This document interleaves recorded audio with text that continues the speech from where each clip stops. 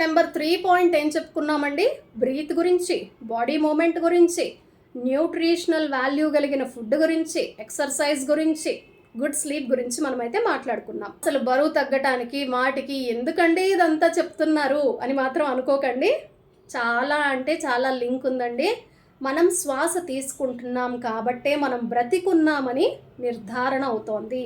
శ్వాస తీసుకోకపోతే పోయినట్టే లెక్క, అంతే కదండి. శ్వాస లేకపోతే అది శవం అవుతుంది. శ్వాస ఉంది కాబట్టే మనం బాడీలో మనం బ్రతికి ఉన్నామనేది ఒక నిదర్శనం అన్నమాట. ఓకేనా అండి? శ్వాస మీద ధ్యాస పెట్టండి. ఎందుకు పెట్టాలి? ఆయుష్కి కారణం శ్వాసే అండి. ప్రతి మనిషి జీవితంలో కూడా ఇన్ని శ్వాసలు, అంటే మీకు చిన్న ఉదాహరణ చెప్తా. పెద్దవాళ్ళు అంటూ ఉంటారు కదా, వీడికి రుణం అయిపోయింది, తినడానికి అడిగొచ్చింది ఇంతే, ఇలాంటి మాటలు చెప్తూ ఉంటారు. ఇవన్నీ ఏదో ట్రాష్ కాదు, ఏదో పాతకాలం నాటి మాటలు కాదండి. అవన్నీ ట్రూతే అన్నమాట. దాని వెనక కూడా ఒక సైన్స్ అనేది ఉందన్నమాట. అలాగే మన శ్వాసలు ఉంటాయి కదండి, శ్వాసలకు కూడా ఒక లెక్క ఉంటుంది. పిల్లి ఒకలా శ్వాస తీసుకుంటుంది, కుక్క ఒకలా తీసుకుంటుంది, తాబేలు ఒకలా తీసుకుంటుంది. మీరు వెళ్ళి స్టడీ చెయ్యండి. నేను చెప్తున్నది వినండి అని, నేను చెప్తున్నది నమ్మండి అని నేను చెప్పను.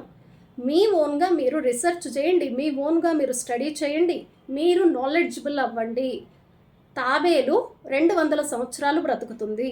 అదేం తింటుంది, శ్వాస ఎలా తీసుకుంటుంది అనేది మీరు తెలుసుకోండి. మీకు ఈ బ్రీత్ అనే సబ్జెక్ట్ గురించి కొంత గ్రిప్ దొరుకుతుంది. ఇక మనం బాడీ మూమెంట్ గురించి మాట్లాడుకున్నాం. ఎప్పుడైతే చూడండి, చిన్నపిల్లలు చాలా చురుకుగా ఉంటారు. మరేంటండి, వాళ్ళు ఏమైనా ఎక్సర్సైజ్ చేస్తున్నారా? ఏం లేదు, కానీ వాళ్ళ బాడీ అంత యాక్టివ్గా ఉంటుందన్నమాట. వాళ్ళు చాలా చురుగ్గా ఉంటారు. కొంతమంది మందంగా అలా కదలకుండా కూర్చున్న పిల్లలు కూడా మనం చూస్తూ ఉంటాం కదండి. అయితే చిన్న పిల్లల్లా మనం చురుగ్గా ఉండగలిగేది ఎలాగా? వయసు పెరుగుతున్న కొద్దీ, బరువు పెరుగుతున్న కొద్దీ ఏమైపోతామంటే మన మూమెంట్స్ మనం తగ్గించేస్తాం. ఫ్లెక్సిబిలిటీ ఉండదు. మీరు 60, 70, 80, 90, 100 ఇలా మీ బరువు పెరుగుతూ పోయే కొద్దీ, మీ ఏజ్ పెరుగుతూ పోయేసరికి మీ బాడీలో మూమెంట్స్ అనేది మనం చేయటం ఆపేస్తాం అన్నమాట. అలా కాకుండా బాడీ ఫ్రీగా మూవ్ అవ్వాలి. ఒక్కొక్కసారి చూడండి, అనారోగ్యంగా ఉన్నప్పుడు మన బాడీ స్ట్రక్ అయిపోయినట్టు, పట్టేసినట్టు, మజిల్ అంతా పట్టేసినట్టు ఉంటుంది. అంటే కనీసం నడవటానికి, పరిగెత్తడానికి, ఏదైనా పని చేయటానికి, ఏదైనా పిక్ చేయటానికి కూడా మనకు మనసు రాదు. అవునా అండి? ఇలాంటివి ఎప్పుడైనా మీరు మీ బాడీలో గమనించారా? లేకపోతే మీ ఇంట్లో పర్సన్స్లో అలా ఉండడం మీరు గమనించారా? గమనించినట్లయితే కనుక కామెంట్ బాక్స్లో నాకు రాయండి. ఓకేనా అండి? ఎవరెవరైతే మీరు అది ప్రాబ్లమ్ని ఫేస్ చేశారో అది కామెంట్ బాక్స్లో అయితే టైప్ చేయండి. సెకండ్ పాయింట్ కింద మనం ఏం చెప్తున్నామంటే, బాడీ చాలా ఫ్లెక్సిబుల్గా మూవ్ అవ్వాలి, ఈజీగా మూవ్ అవ్వాలి. ఈ ఫింగర్స్ ఉన్నాయి చూసారా, ఈ ఫింగర్స్ని మనం ఇలా అంటూ ఉంటే చాలా ఈజీగా మూవ్ అవ్వాలి. అదే కానీ మనకి ఇక్కడంతా పెయిన్స్ రావటం, లేకపోతే ఇక్కడ పెయిన్స్ రావటం, అన్ని జాయింట్స్లో పెయిన్స్ రావటం, బాడీ ఎంతో బరువుగా అనిపిస్తోందంటే మనం హెల్దీగా ఎక్కడున్నామండి? ఎక్కడో పట్టేసింది. గ్యాస్ పట్టేసిందా, మజిల్ పట్టేసిందా, సరైన ఫుడ్ తినట్లేదా, ఏదో ఒక రీజన్ ఉంది కదా, కనపడుతోంది కదా. ఇప్పుడు మనం బాడీ ఫ్లెక్సిబుల్గా మూవ్ అవ్వటానికి కొద్దిపాటి సూక్ష్మ వ్యాయామాలు చేయటం అలవాటు చేసుకోవాలి. మీ బరువు 60, మీ బరువు 70, 80, 90, 100 ఎంతైనా కానివ్వండి, చిన్న చిన్న వ్యాయామాలు చేయటం, సూక్ష్మ వ్యాయామాలు చేయటం అలవాటు చేసుకోవాలి. నెక్స్ట్ ఫర్దర్ వీడియోలో సూక్ష్మ వ్యాయామాలు ఎలా చేయాలి, బ్రీతింగ్ ఎక్సర్సైజ్ ఎలా చేయాలి, గుడ్ స్లీప్ కోసం ఏం చేయాలి, ఇవన్నీ కూడా స్పెషల్గా ఫుల్ వీడియోస్ వస్తాయి. తప్పకుండా చూడండి, లైక్ చేయండి, కామెంట్ చేయండి, సబ్స్క్రైబ్ చేయటం అస్సలు మర్చిపోకండి. మీకు ఈ కంటెంట్ నచ్చకపోతే ఏం ప్రాబ్లం లేదు, స్కిప్ చేసేయండి, మీకు నచ్చిన వీడియోని చూడండి. ఇక న్యూట్రిషనల్ వాల్యూస్ ఉన్న ఫుడ్ తీసుకోవాలి. మనం ఇందాక వీడియోలో మొదట్లో మాట్లాడుకున్నాం. అసలు జనరల్గా ఏమవుతుందంటే, మీరు ఒక్క మాట గమనించి నాకు ఖచ్చితంగా కామెంట్ పెట్టాలి. చాలా ఇంపార్టెంట్ ఇది, ఓకేనా? నేను మీ అందరికీ ఈ వీడియో చూస్తున్నారు కదా, మీ అందరితో పర్సనల్గా నేను ఈ మాట చెప్తున్నట్టే, పేరున చెప్తున్నట్టే. మీ పేరు నాకు తెలియకపోయినా కూడా మీ పేరేంటో కామెంట్ చేయండి. మీకు ఈ టాపిక్ నచ్చితే కూడా నేనేం అడుగుతున్నానో దాన్ని కామెంట్ చేయండి. మీ ఇంట్లో మీరు ఏం తిన్నారు అంటే, అన్నం, పప్పు, సాంబార్, రసం, చికెన్, మటన్, ఫిష్ ఏదో చెప్తున్నారా?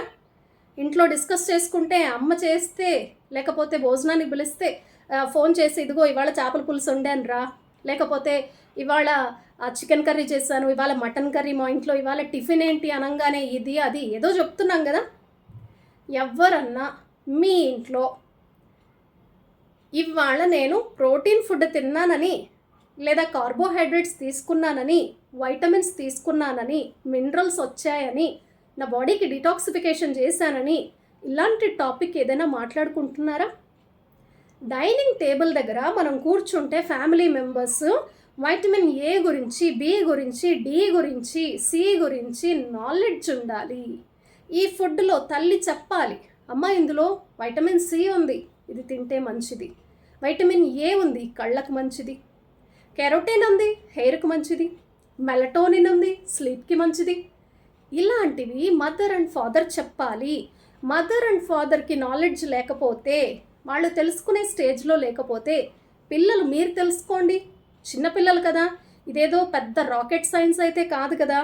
స్కూల్లో 4th క్లాస్ నుంచి స్టార్ట్ అయ్యే సబ్జెక్ట్ పోషకాహారం. Vitamin A, B, C, D చదువుకున్నామా?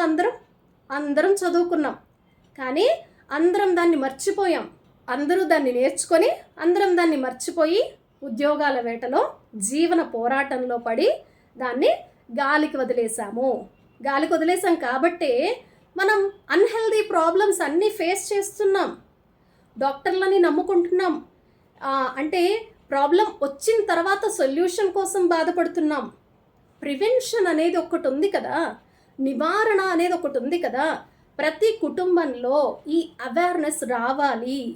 నా ఛానల్ పెట్టిన స్టార్టింగ్ నుంచి నేను ఈ కంటెంట్ మీకు ఇస్తున్నాను. హెల్త్ టాపిక్స్, బ్యూటీ టాపిక్స్, మంచి కంటెంట్ అయితే ఇవ్వడం జరిగింది. సప్లిమెంటేషన్ గురించి ఇవ్వడం జరిగింది. మీరు పాత వీడియోలన్నీ చెక్ చేయండి.